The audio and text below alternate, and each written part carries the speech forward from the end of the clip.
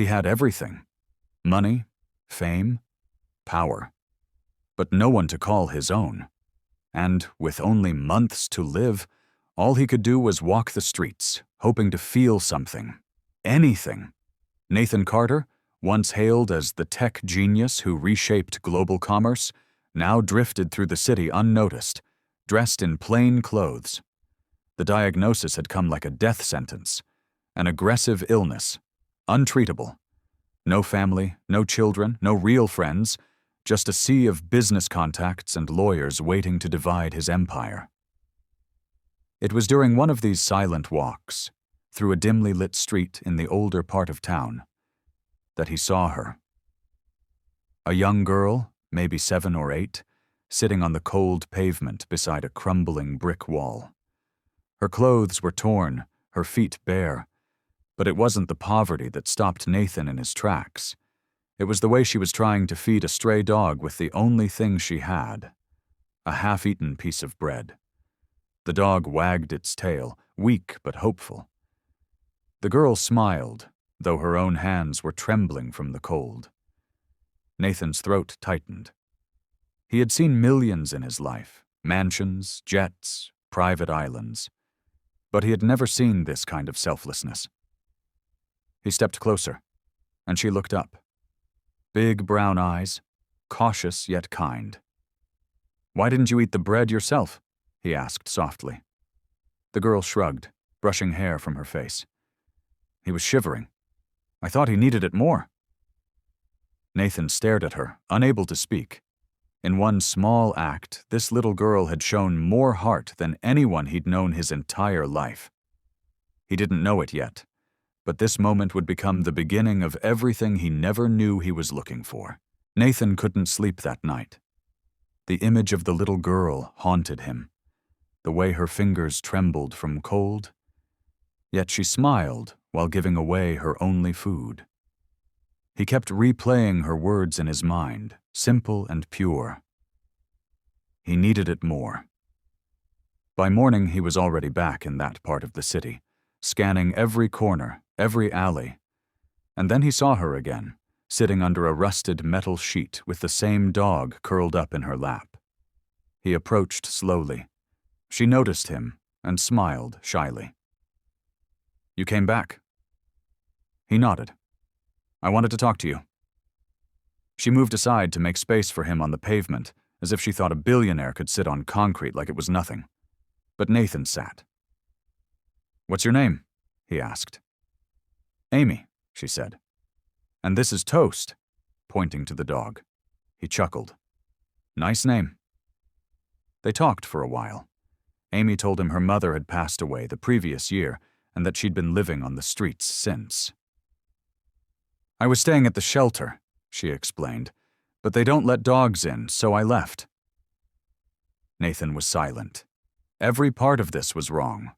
A child choosing homelessness to protect a dog. It shattered something in him. He asked, "What if someone wanted to help you?" Amy looked at him, serious. "If you want to help, just help Toast. He's all I got." He stared at her. This tiny person with a heart bigger than the city around her. Nathan stood up, brushed the dust from his jeans, and reached into his coat pocket, pulling out his phone. "Can I make a call?" Amy tilted her head. "To who?" "To someone who owes me a few favors."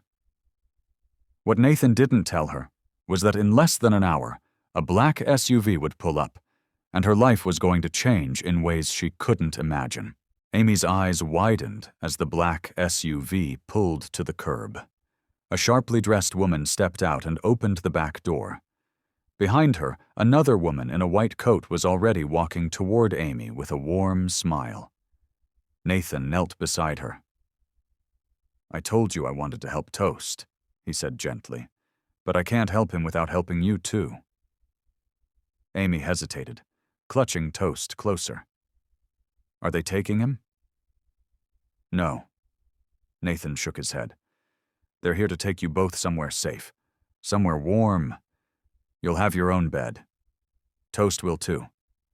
Amy looked from Nathan to the car, unsure, but Toast, sensing something different, something good, wagged his tail for the first time in days.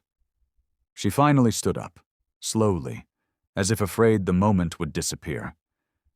Nathan guided her into the car himself, careful not to overwhelm her. He whispered to the driver, and the SUV rolled away. He stood on the sidewalk long after it disappeared around the corner. But Nathan didn't stop there.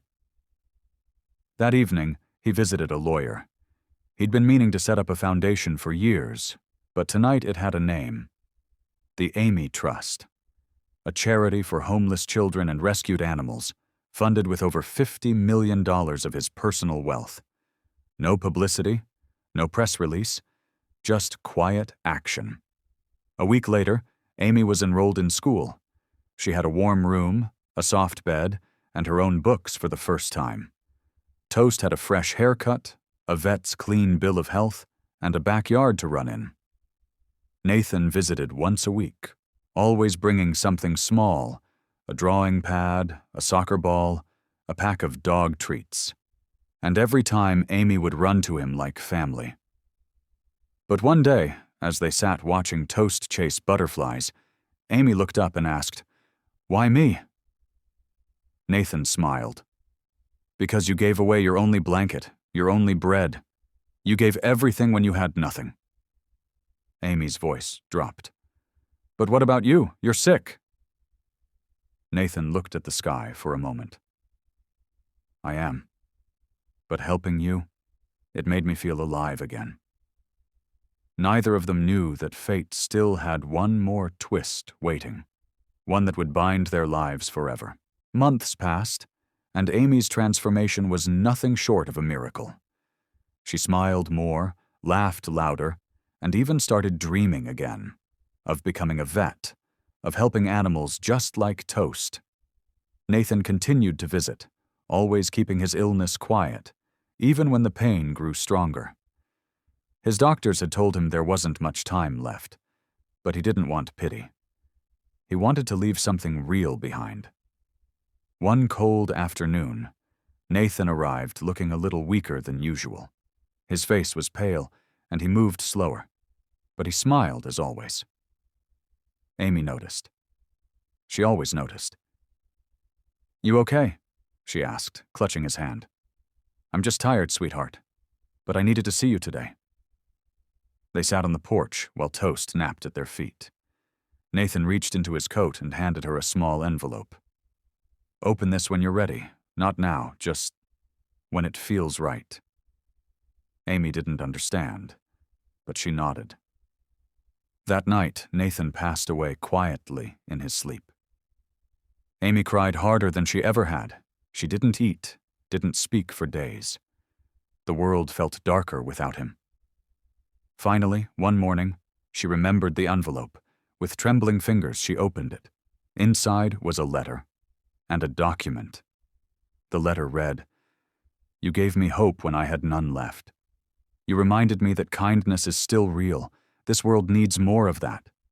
So now I'm giving you everything I can. Not because you need it, but because I believe in you." The document? Nathan had legally adopted her as his daughter before his death. And with that came everything he owned: the estate, the foundation, the future. Amy, once a homeless girl who shared her only blanket with a dog, was now the legal heir of a billionaire. But instead of running from it, she embraced it. She kept the Amy Trust alive, expanded it, built shelters, schools, and animal rescues all over the country.